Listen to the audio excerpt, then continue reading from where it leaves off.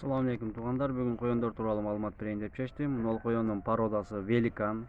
Коёндордун арасындагы эң чоң коён болуп аталат. Ал эми эт багытында дагы 5 килограммдан 8 килограммга чейин эт берет.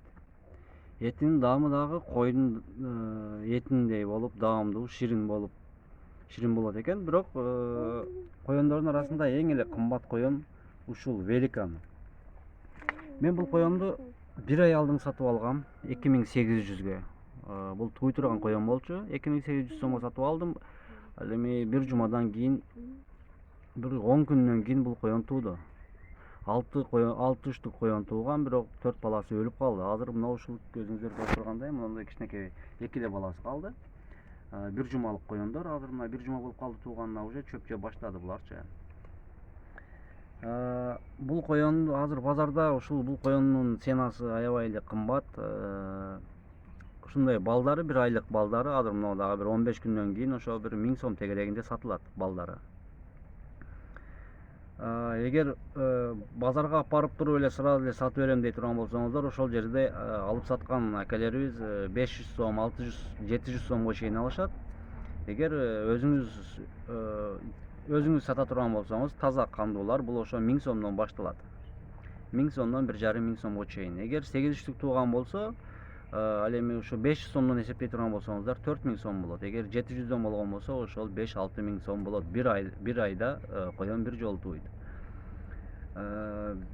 Азыр 2-3 тууду. Мен азыр бир 10 күндөн кийин самецти кошом бул мына энесине.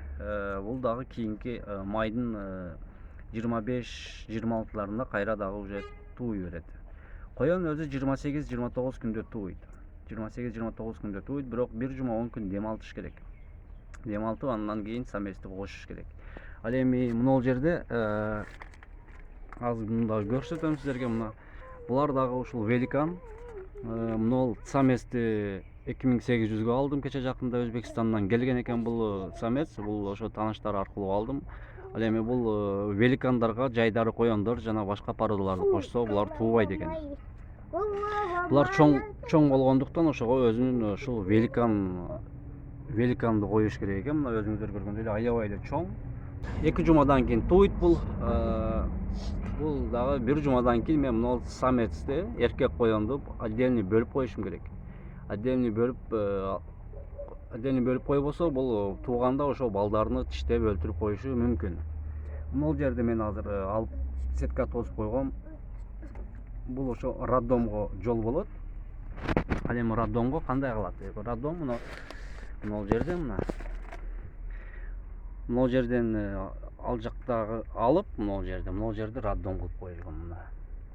Мына жагын жаап коем, ошол туарга жакын коён өзү кирип, мына жакта ушул жерде тууй берет. Бирок мен азыр муну жасай элекмин, ошол бир жумадан кийин жасайм. Мына жактагы сеткаларды алып, мына жерди жаап, коёндун тууганына шарт түзүп бериш керек. Эгер сиздердин кызыгууңуздар болсо, коён багам дей турган болсоңуздар, жайдары коён багыштын кереги жок, жана башка порода багыштын кереги жок. Ушундай эт багытындагы великан коён таза кандуу издесеңиздер, ушундай алып баксаңыздар болот. Муну өзүңүздөр союп жесеңиздер дагы болот. Анткени 2 тоок, 3 тооктун этини берет. 6-7 килограммга чейин эт берет бул. Камдикорм жейт, күнүнө бир жолу камдикорм берем. Ал эми калган убакта ушундай көк чөптү таштап коем. Ушул көк чөптү жеп бир күн 24 саат ушул жерде жата берет. Ал эми моундай кичинекей челектерге суу куюп коем. Эгер чаңкаган болсо, ушул жерден суу иче берет. Анан коёндордун азыр ушул бир оорусу бул мына азыр моундай мурдунда турат. Мына ичине моундай болуп калган. Ушуларга дары жок болуп атат. Мен бирок башка дары коюп атам, таасирин бербей атат бугача. Ошого мен азыр эгер сиздер ушул ооруну билген болсоңуздар, комментарийга жазып коюңуздар.